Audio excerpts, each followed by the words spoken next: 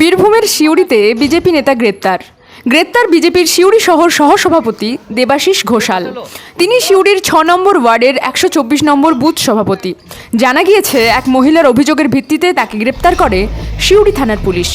ওই মহিলাকে ধর্ষণের অভিযোগে গ্রেপ্তার করেছে তাকে সিউড়ি থানার পুলিশ। আজ অভিযুক্তকে সিউড়ি আদালতে তোলা হলে তাকে ১৪ দিনের জেল হেফাজতের নির্দেশ দেয় আদালত।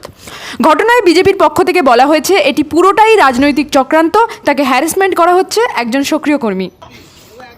ব্যুরো রিপোর্ট, বাংলার কণ্ঠ। 220/2026 এই সিউড়ি থানা এই কেসের কানেকশনে দেবাশিস ঘোষাল বলে একজন ব্যক্তিকে আজকে চিফ জুডিশিয়াল ম্যাজিস্ট্রেটের আদালতে পাঠানো হয়েছিল সিউড়ি থানার তরফ থেকে অ্যারেস্ট করে, এবং তার হয়ে আমরা জামিনের আবেদন করেছিলাম। অভিযোগপত্রে দেখা গেল যে একজন ভদ্রমহিলা, যার পরিচয় অবশ্যই গোপন রাখবো আমরা, আদালতেও গোপন আছে, তিনি একটা অভিযোগ করেছেন যে তার সাথে মানে জোর করে তাকে সহবাস করা হয়েছে বা ধর্ষণ করা হয়েছে, এরকম অভিযোগ। তার সাথে অন্যান্য অভিযোগ রয়েছে।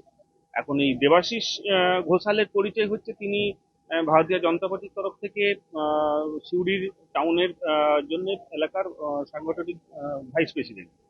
তো সেই কারণে আমরা বলেছিলাম যে এটা রাজনৈতিক চক্রান্ত, আর কিছুই নয়। কারণ এফআইআর এর দেবাশিস ঘোষালের পক্ষে আমি যেটুকু বলতে পারছি তার আইনজীবী হিসেবে, যে এফআইআর এর যে অ্যাঙ্গেল, সেখান থেকে বোঝা যাচ্ছে যে একটা পুরোপুরি প্ল্যান করে এই অভিযোগটা করা হয়েছে।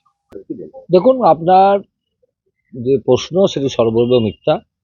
হ্যাঁ, তাকে রাজনৈতিক চক্রান্তের শিকার তিনি। তার এগেনস্টে কোনো এক মহিলা অভিযোগ জানিয়েছে, that is not rape case, সেটা অন্য টাইপের কেস। আপনারা জেনে তারপরে বলবেন। এখানে এটা পিওরলি প্রাইভেট ম্যাটার, এখানে মাথা গলানো ঠিক নয়। কাউরির সঙ্গে কাউরির কোনো ব্যক্তিগত সম্পর্ক থাকতে পারে, সেটা আলাদা ম্যাটার।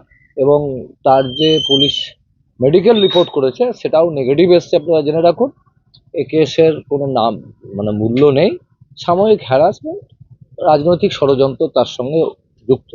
পলিটিক্সটা এখন একটা এমন জায়গায় চলে গেছে যে যে কোনো ঘটনাই ঘটতে পারে। এখন আমরা কি দেখি? আমরা দেখি যে অভিযোগকারিনী, সেই অভিযোগকারিনী কি অভিযোগ করছেন।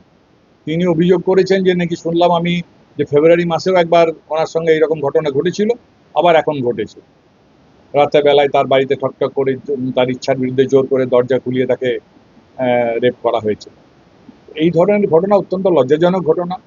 এই যে দলেই তুমি থাকুন না কেন, যে সেই দলের নেতৃত্ব দেখা উচিত যে এই ধরনের মানুষ যদি দলে থাকে এবং মাথা উঁচু করে থাকে, এবং কোনো ঘটনা ঘটলেই যে না আমাকে মিথ্যা করে ফাঁসি দেওয়া হয়েছে, এটা ঠিক নয়। This is not fair.